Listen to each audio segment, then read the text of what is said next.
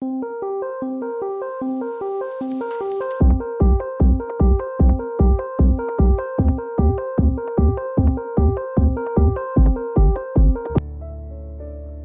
ke matamni Langlin Thadoi Pari nganba makoi mari college ke lampak tu da famdana leirami matam du da nakandagi nupi ani changa e nupi amana hai aigi ming Priya nganba no fe tawdana hai aigi na nganba magi na Pari aduga magi na Thadoi amasina Langlin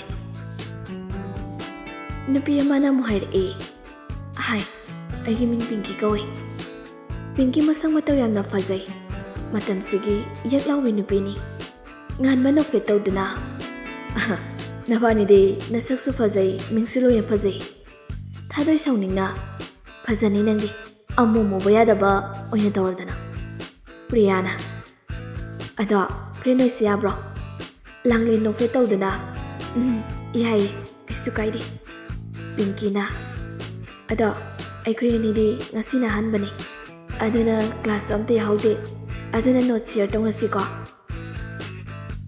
Langlin hoyai kaisu kaide asamna makoi punna college da changa e Pinky amadi Priya Pari ga nganbagada chatha yengi somda Thadoi di sawningbana loire Thadoi Langlin gi nakanda chirol tawami Langlin ani seyo yenangse miyengnayense kenomi tawdoi ko chum deba Langlin tapna os midani tuminalay o sana tao isi fazan tao asam na class loiduna thongnarakri Langlin ga Thadoi gadi notchinduna lay Pinky ga Priya gadi Pari khoi gi bench da changa e Pinky ke sinaduna da Pari not khrawai gi Pari no fe tawna ihai wai asi haidana no to lokthokna pi nganbana mu haire e aingondadi wararoidro Priyana waidoni kaino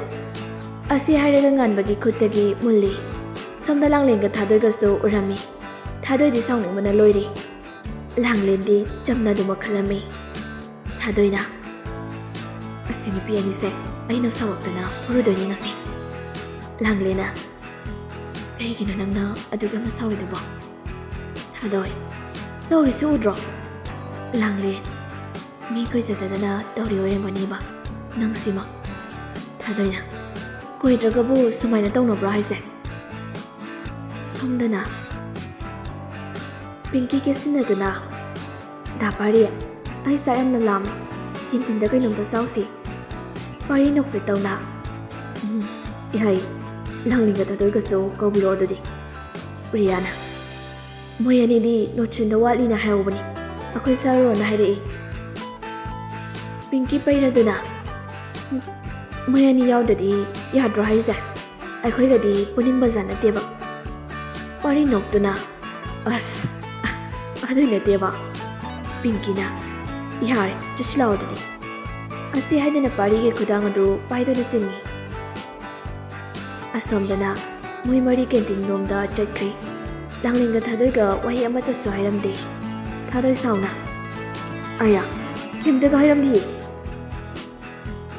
Langlin se thawai de khara nungai jaramde ibani na no sin bisidane gari ni na tawboi ramni Thadoi na adoi rasto angondi thoktabra Langlin na ihari ba Thadoi nang siam na ngangi ba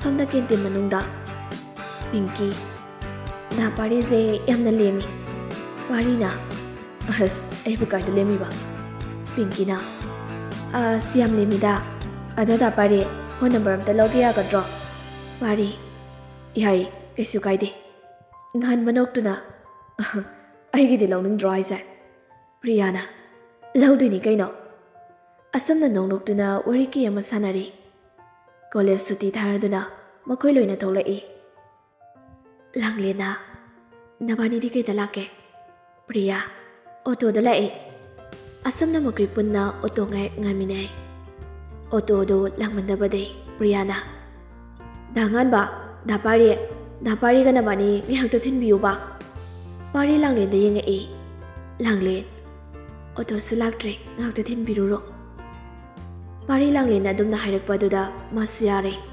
Thadodi yaningamde. Adubu upai leitabanina yahabla taki. Asamna Priyaga nganbaga matongi. Pinky ga Pari ga matongli. Asamna thinkri lambidani. Pinky na. Da Pari nangi khangnaba leibra. Pari walotuna khumai. As leitida kaidaino. Pinky harauna. Is thazadeda nasadu yamna fazaraga bo. Pari noktuna. Pari walotuna. Leitida kadaidaino. Pinky harauna. As thazadeda nasadu yamna fazaraga.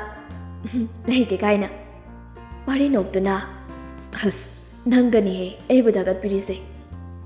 Pinky. Asing bani da Pari gomba nupamaga fangjaragadi aigidi yareda. Pari no fitauze. Nang su fazai tudi. Pinky na. Aikhoidaidi da Pari ne yam heli fazaba. Asamna Pinky khoi yum yore. Pari su gari kami. Pinky. Da Pari imungda changlukise. Aduga janung thaklukise. Pari na. Yarni da nongma thaklage ngasigidi thaklarogeba. Pinky kesinaduna. As yaroi thakisiba. Asuk sangna thinbiragabo gemda sadana satpado nungaiteba. Pari su Pinky na takmanbadagi yare. Pinky khoigi yumdo changai. Pinky khoigi yumdo ubada Pari di pungaw ngawkri. Pinky na. Sango da Pari. Oi, sangake. Pinky. Da Pari ai cha semake ko nge phamlamo. Asi haraga sanki. Pari wakhalda kali. Oh, moigi yumsidi kapazamani.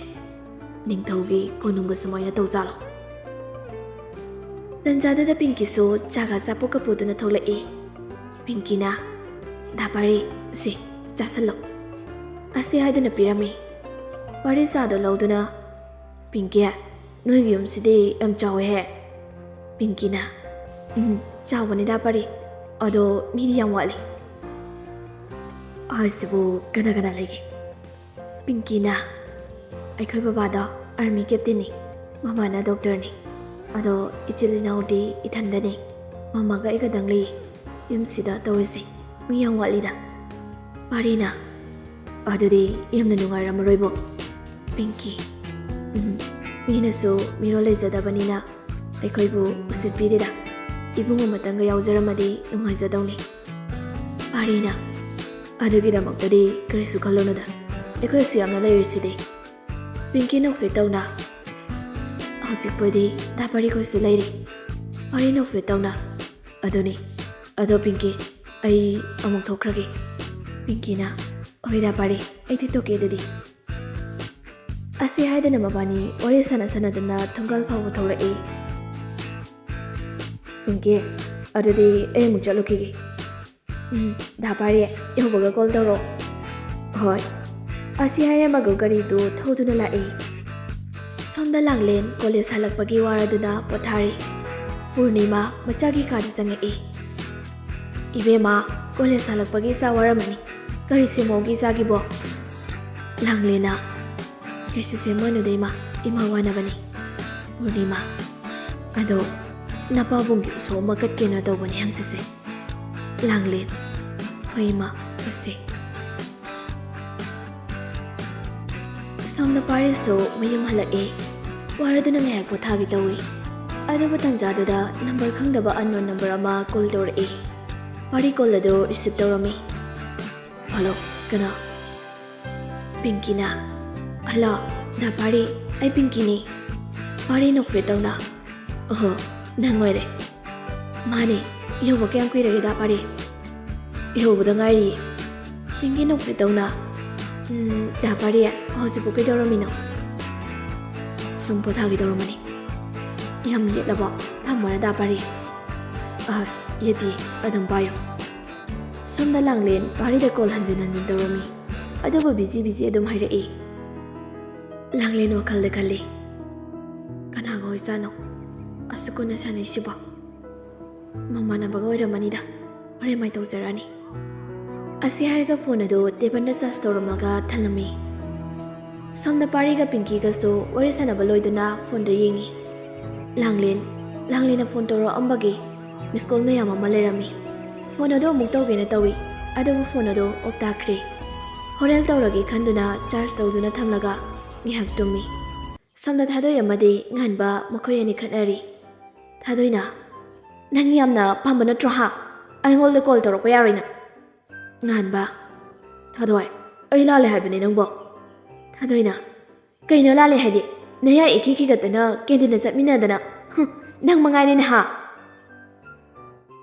ꯉꯥꯟꯕ, ꯋꯥꯔꯤꯁꯨ ꯆꯠꯂꯤꯗꯨꯗꯤ ꯑꯗꯨꯗꯤ꯫ ꯊꯥꯗꯣꯏ ꯁꯥꯎꯅ, ꯋꯥꯔꯤꯗꯤ ꯂꯦꯝꯅ ꯆꯠꯂꯤ, ꯅꯪꯗꯤ ꯃꯁꯤꯗꯩꯁꯤꯗ ꯅꯣꯛꯄꯒ ꯈꯦꯕꯒ ꯌꯥꯝ ꯍꯩꯅꯗꯦ ꯍꯥꯏꯁꯤꯅꯦ ꯑꯩ꯫ ꯉꯥꯟꯕ, ꯑꯁ, ꯑꯩ ꯍꯌꯦꯡꯗꯩ ꯇꯧꯖꯔꯔꯣꯏꯕꯁꯦ, ꯑꯩ ꯂꯥꯟꯖꯔꯦ ꯍꯥꯏꯕ, ꯁꯥꯎꯔꯅꯨꯕ꯫ ꯃꯇꯨꯡ ꯇꯧꯗꯣ ꯅꯃꯤꯠꯇꯣ ꯀꯣꯠꯀꯦ ꯍꯥꯏꯁꯤꯅꯦ ꯑꯩꯗꯤ꯫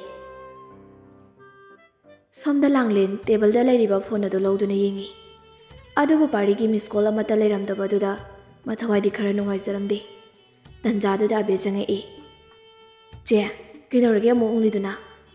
ꯂꯥꯡꯂꯦꯟꯅ, ꯀꯩꯁꯨ ꯇꯧꯗꯦꯗ, ꯁꯨꯝ ꯋꯥꯈꯜ ꯑꯃ ꯈꯜꯂꯝꯕꯅꯤ꯫ ꯑꯗꯣ ꯆꯦ, ꯍꯌꯦꯡ ꯀꯣꯂꯦꯖ ꯆꯠꯇꯣꯏꯔꯣ ꯆꯦꯁꯦ? ꯍꯌꯦꯡꯗꯤ ꯆꯠꯂꯔꯣꯏꯒꯦ, ꯍꯌꯦꯡꯗꯤ ꯊꯕꯛ ꯆꯤꯟꯅꯤ꯫ ꯑꯗꯨꯗꯤ ꯑꯩꯁꯨ ꯆꯠꯂꯔꯣꯏꯀꯣ ꯁ꯭ꯀꯨꯜ꯫ ꯂꯥꯡꯂꯦꯟꯅ, ꯅꯪꯗꯤ ꯀꯩꯒꯤ?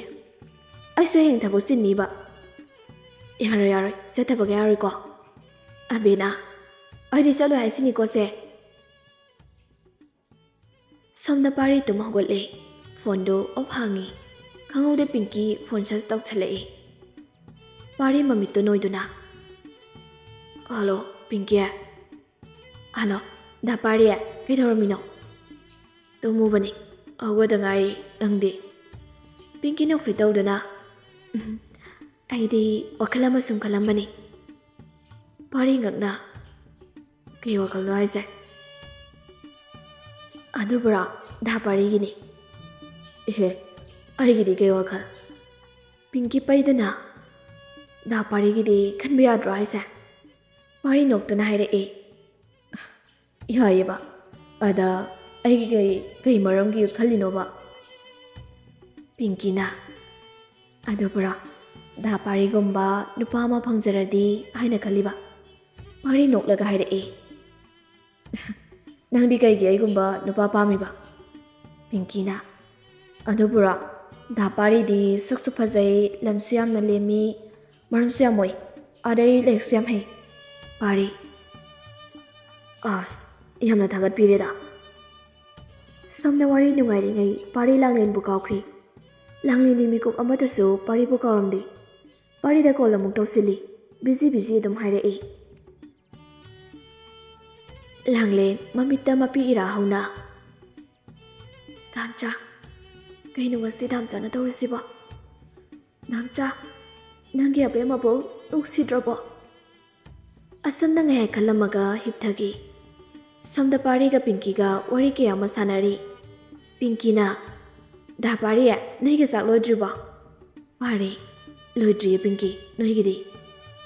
ꯑꯩꯈꯣꯏꯒꯤꯗꯤ ꯂꯣꯏꯔꯦ꯫ ꯑꯗꯣ ꯗꯥ ꯄꯥꯔꯤ, ꯑꯩ ꯆꯥꯛ ꯆꯥꯊꯣꯛꯈꯤꯒꯦ, ꯑꯗꯨꯒ ꯂꯣꯏꯔꯒ ꯇꯧꯔꯛꯀꯦꯀꯣ꯫ ꯄꯥꯔꯤ ꯅꯣꯛꯐꯦꯠ ꯇꯧꯅ, ꯍꯣꯏ ꯌꯥꯏ꯫ ꯄꯤꯡꯀꯤ, ꯇꯨꯝꯂꯝꯕꯒ ꯌꯥꯔꯣꯏꯀꯣ ꯗꯥ ꯄꯥꯔꯤꯅ? ꯇꯨꯝꯂꯝꯃꯣꯏꯌꯦ꯫ ꯑꯁꯨꯝꯅ ꯄꯤꯡꯀꯤꯁꯨ ꯐꯣꯟ ꯊꯝꯈ꯭ꯔꯤ꯫ ꯄꯥꯔꯤ ꯐꯣꯟꯗꯣ ꯌꯦꯡꯂꯒ ꯅꯣꯛꯐꯦꯠ ꯇꯧꯖꯩ꯫ ꯇꯟꯖꯥꯗꯨꯗ ꯊꯕꯥꯁꯨ ꯆꯪꯉꯛꯏ꯫ ꯊꯕꯥ, ꯏꯕꯨꯡꯉꯣ, ꯆꯥꯛ ꯆꯥꯔꯨꯁꯤ ꯂꯥꯎꯗꯅ꯫ ꯄꯥꯔꯤꯅ, ꯍꯣꯏ ꯏꯃꯥ, ꯑꯗꯣ ꯀꯩ ꯌꯦꯟꯁꯥꯡꯅꯣ ꯏꯃꯥ? ꯊꯕꯥ, ꯏꯔꯣꯟꯕꯅꯤ, ꯁꯥꯔꯤꯉꯩꯁꯤꯗꯅꯦ ꯆꯥꯊꯣꯛꯎꯔꯁꯤ ꯂꯥꯎ꯫ ꯍꯣꯏ ꯏꯃꯥ, ꯂꯥꯛꯑꯒꯦ꯫ ꯑꯁꯨꯝꯅ ꯃꯃꯥ ꯃꯆꯥ ꯆꯥꯛ ꯆꯥꯕ ꯆꯪꯈꯤ꯫ ꯄꯥꯔꯤ ꯂꯥꯡꯂꯦꯟꯒꯤ ꯋꯥꯈꯜ ꯆꯪꯈꯤꯗ꯭ꯔꯤ꯫